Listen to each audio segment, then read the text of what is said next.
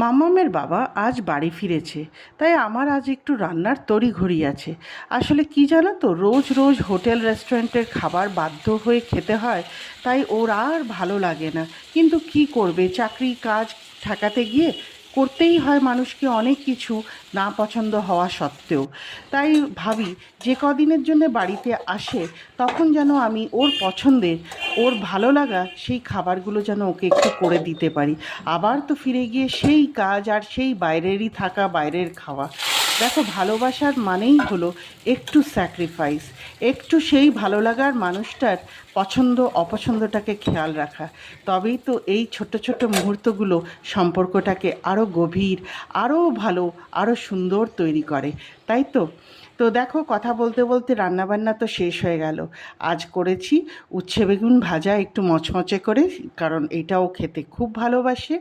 তারপরে হলো চাল কুমড়োর খোসা ভাজা, তার সাথে আছে চিংড়ি মাছ দিয়ে চাল কুমড়োর ঘন্ট, আর এদিকে হচ্ছে পমফ্রেট মাছের সর্ষের ঝাল।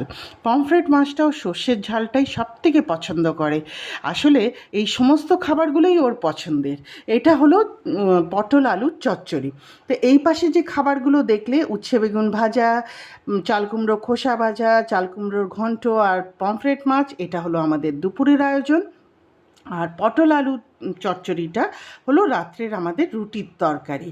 তো তোমাদেরও যদি ভিডিওটা ভালো লাগে, একটা লাইক করার অনুরোধ রইল, আর চ্যানেলটা সাবস্ক্রাইব করে বেল আইকনটা নিশ্চয়ই করে প্রেস করে দিও।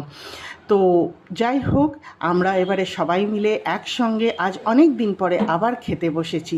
তো এই সুন্দর মুহূর্তটাকে আমরা এনজয় করি, আর আমার এই ভালো ভিডিওটা দেখে তোমরাও এনজয় করো। সবাই সুস্থ থেকো, ভালো থেকো। টাটা।